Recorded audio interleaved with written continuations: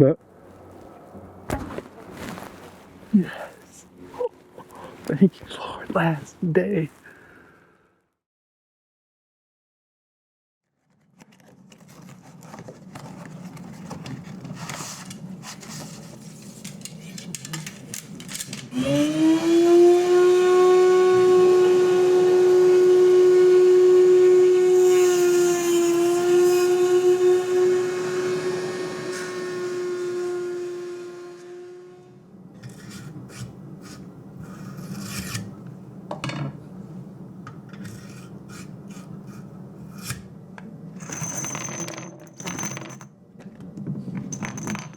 Building some arrows, last minute stuff before we head out to Colorado. We're getting everything together. Tree stands and stuff. It's been a minute since we were on the road hunting in Montana and been chasing whitetails in Missouri, but we're headed to one of my favorite spots. So we're just getting some stuff prepared. I got the new bow set up last week, got it dialed in. But I want to make sure we got plenty of arrows. Can't ever have enough.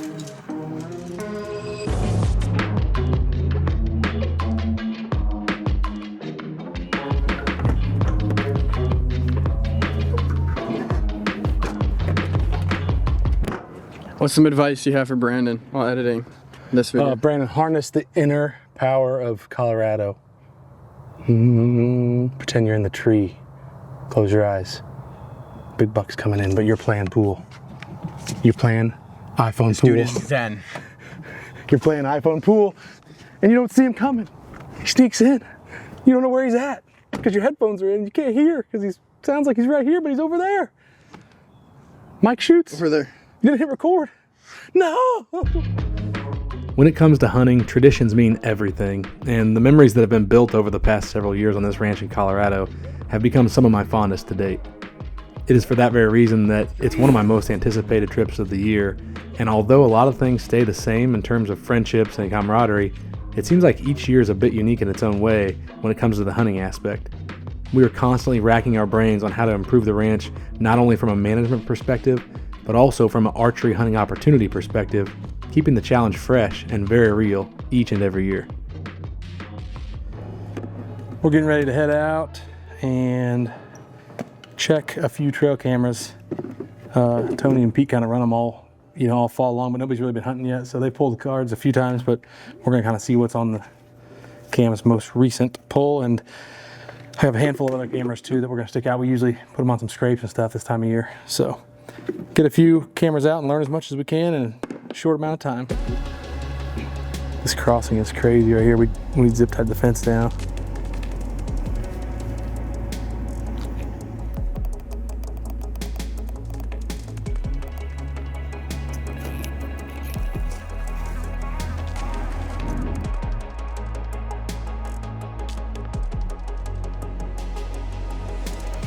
We're all settled in the old 180 stand. That's what we call it. We got pictures of a buck that we call Buddy.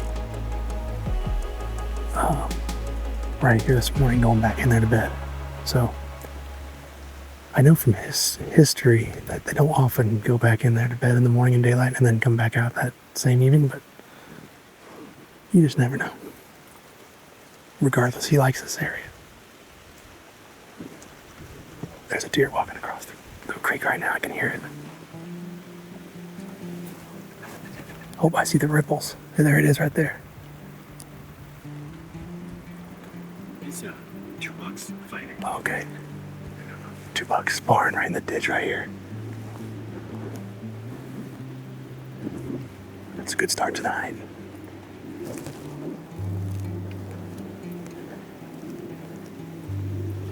I don't think either one of them is very big, but I didn't get a great look at them. The main trail right here is 20 yards, top pan. I can shoot across.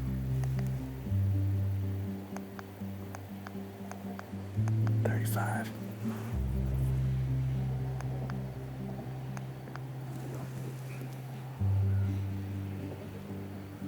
Pretty good first night. Feels good to be in the tree out here in Colorado. Saw a few deer, a couple little bucks, doe and fawn. We don't have a ton of visibility in that spot, so not too bad of a night. Big guy didn't show, but I'd almost feel guilty if I kill one on the first night. Almost.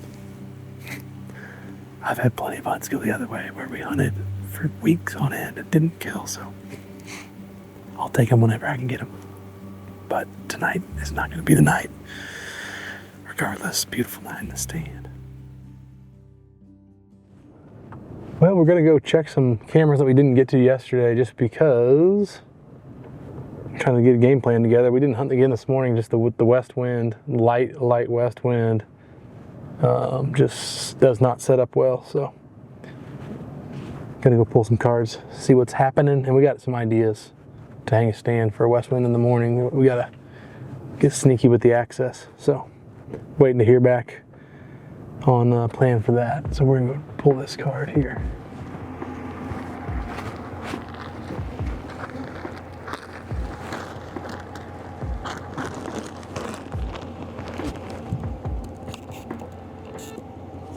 Battery's low, I'll change those out before long. Oh, dear Lord, sorry. Big shout out to, oh, mountain lion, let's get out of here. Gotta get past the bark on the old dead cottonwood limb. I just love it, right in the middle of the trail. This is Operation River Stand 2.0. Perfect. Tickets to the gun show. Couldn't find those in the wide angle. Bunch of dog food in them.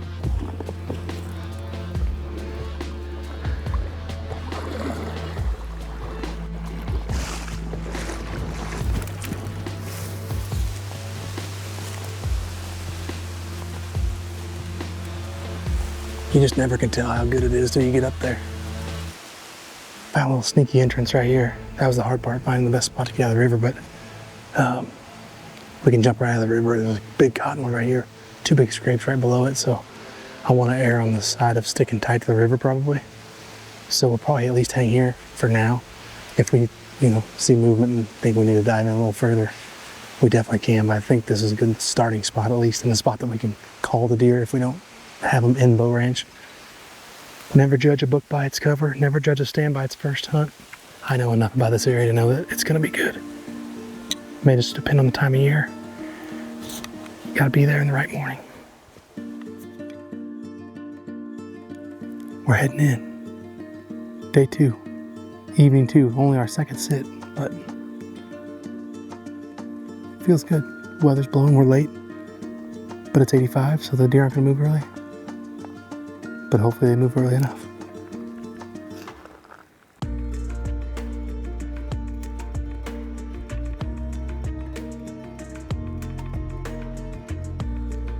There's a big buck, big 10-pointer. He's right at the end of the pivot. He's coming our way though.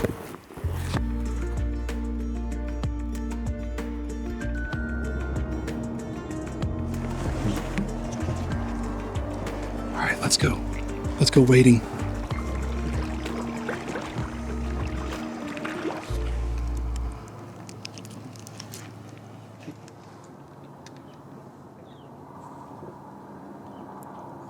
It's October 24th this morning. It's our first morning hunt of the trip. It's our third day. And we snuck in here completely undetected this morning. Everything just perfect. The wind is supposed to be west, which would be blowing like this. It's probably a little more southwest. So, not perfect, but we'll see. We don't even know exactly what the deer movement's gonna look like. They're coming off that big pivot green field and trickling back through here. We're like towards the back of the bedding area, so I can see through this clearing up here, and on the back side of that clearing there's a bunch of really good tamarack beds. Found a lot of good sheds over in that direction, so we'll keep our eyes peeled. I'm excited just to be in the tree in the morning and have snuck in undetected. Hopefully they'll start trickling through pretty quick.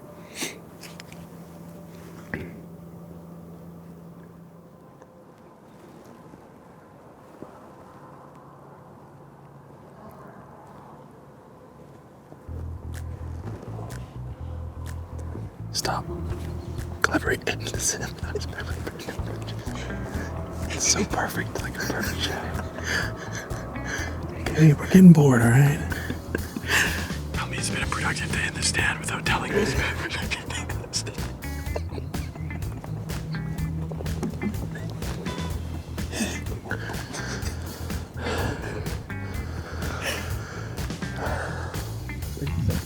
Something, dude. I'll say something. I'm tired of this freaking wind. It's pissing me off a little bit. Unforgivable. It's supposed to be blowing out of the east. It's blowing out of the southwest. It's supposed to be blowing out of the west. It blows out of the east. At least you had mayo when you came today. Do I got it on my face? I was smelling I smell like bacon. Papa's home cooking. Nothing like a bacon sandwich at 3:30 p.m. We are slipping into the stand we hunted the first night. We checked that camera again today, and 2 mornings, now the third morning in a row, he's come through in daylight right in front of there. But we just can't hunt it with the wind that we've had.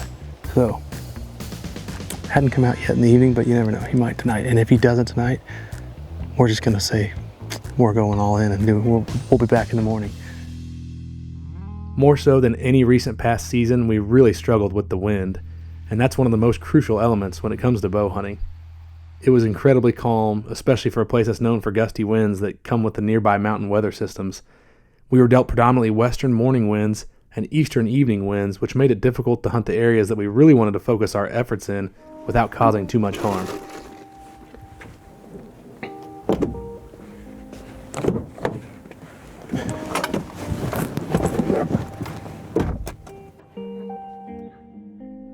On this hunt, I was not all in on any one particular buck. We had several mature deer that were somewhat regular on camera, and we just had to choose which one to hunt given the conditions. That said, one of the mature bucks that we had on our radar was really starting to slip up with the pre-rut upon us, and he was by far and away the most killable buck on the place at this point in time. So we knew we were going to have to try and make a move any chance that we got. Pretty slow night overall, but just got a glimpse of a good buck cruising through that little gap. Hit him with the grunt tube a couple times. Came right to us. Nice younger deer. I think he's 3 or 4 maybe. Nice 8-pointer. Thought it was Buddy at first maybe. Wasn't sure what deer it was. That got my heart rate going. So good to finally see a buck though, for sure. And have him responsive to calls. Tomorrow morning we're slipping across the river into the same stand where I've killed my past 2 bucks. The wind is not perfect, but it's good enough, as good as we're gonna get this trip. So we're gonna give it a shot. We're gonna start off with a rendition of a friendly spar. 2 bucks, buddies, on good terms. Just tinkering the horns together. But then maybe one of them pokes the other in the eye and just gets a little more aggressive. Okay, here we go. Ooh, the wind is swirling. There we go.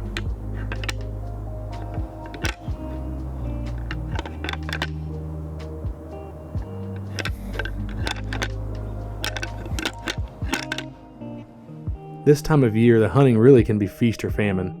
It seems like the weather conditions have more of an impact during the pre-rut than a lot of other times during the season, and we just couldn't catch a break.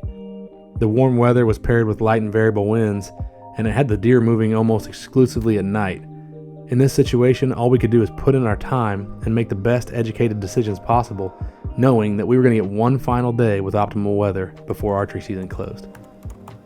Taking a look at Onyx right now, Pete and the guys and Tony have been working with a dozer operator and clearing out some of this super invasive tamarack bush stuff on the east side of the property where it's just so thick that the wildlife can't even utilize it. And so I'm looking at the new feature where you can look at recent imagery, and I can just toggle this recent imagery on, boom, and you can instantly see these senderos is what I was calling it. It's kind of like Texas, but these dozers tracks that we cleared out, you can instantly see. And they almost line up exactly with kind of what we had predicted earlier on. But it's really more set up for observation and rifle hunting, but hopefully so the wildlife can utilize it better. So that's this year's project at least, and these features from Onyx are making it really handy to be able to see everything come to fruition, even from literally the computer. All right, it's gonna go like this. All right. Oh, you hear that? Oh yeah. Oh, there he is. A deer we've never seen before. 200 inches. What? No way. I can't believe this is gonna happen. All right, Mike, don't miss.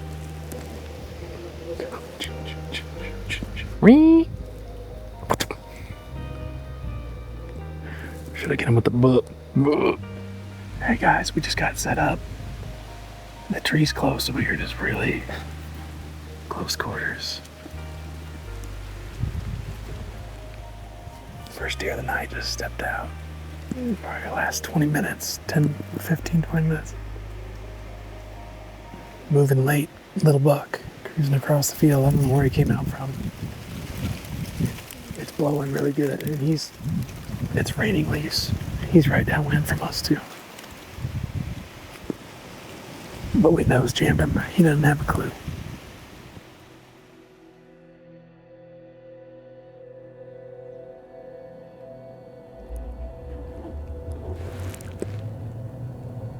There's a deer out in the field right there. Looks like a buck. He's behind these trees.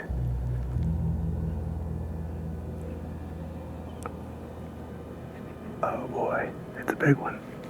It's gotta be Buddy. Yep, he's coming. He must have been feeding the field by the house, the triticale by the house, because he's coming right to it.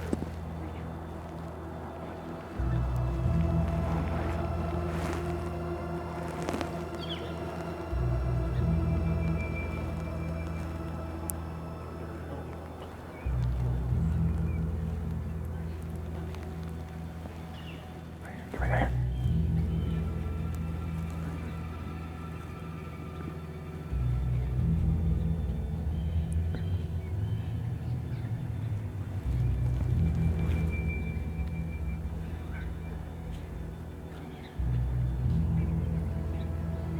There's another deer in that gap. It's that perfect date that we saw the other night.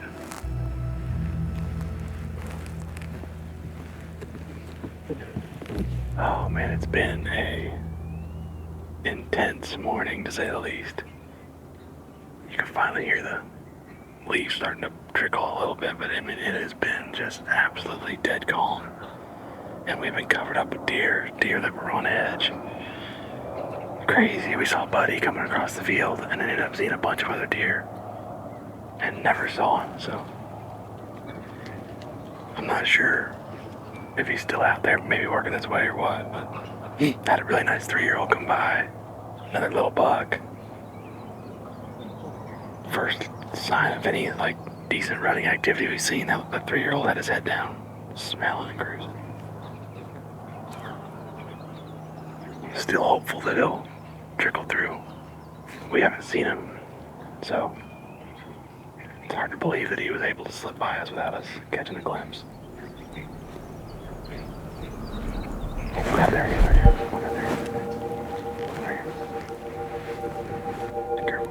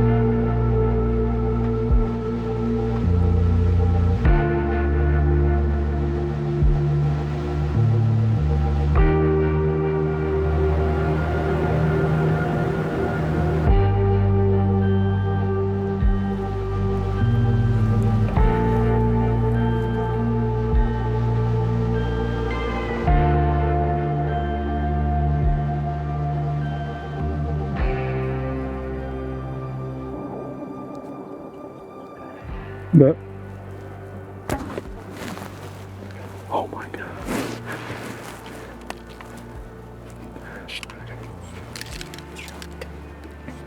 I know.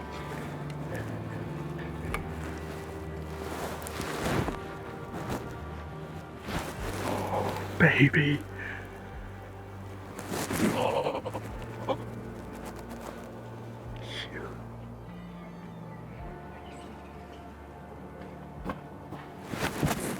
He's down right there. Yes. Oh, thank you, Lord. Last day. Oh, and last day of archery season before rifle opener. Oh my gosh. That's the most nervous I've been, and the most like, oh my God, this morning has just been freaking insane. Insane. What's up, boys? What happened? Hey, girlfriend. Oh my God. It was after I texted you guys. I'm in the stand, Brandon, where I killed the very first year. And after I texted you guys, Pete, he came from the triticale by the house, the pivot by the house. We lost sight of him, and then ended up seeing a couple does come and the little buck come, and it was dead calm, and they were all nervous. They were smelling, and I literally look over my left shoulder, and he's right there at like 40 yards coming in, and he's like just nose down, and he came right up the levee ditch, and I let him come through the gap, but then he jumped across the ditch and crashed, and he's dead right across the ditch. All right, well, I'll send you a video and some pics. Heck yeah, man. That's awesome. All right, Pete, I'll see you later. See you, man. See y'all. There he is. I'm surprised we couldn't see him from the stand. That's a beautiful sight. Look at that. I cannot thank the guys enough, man. It's a team effort. Everything we do out here, you know, from the management side of things, from all the work that goes in behind it, from the whole farming aspect and the ranch side of things, which is a complete different side of the world. But it's what what produces deer like this. Can't thank the guys enough for all the help and always being so selfless when I'm in town, because I have a week to hunt, and they always say you take the stand you want. Oh boy, I'm thankful for this one. Last day. Bruiser.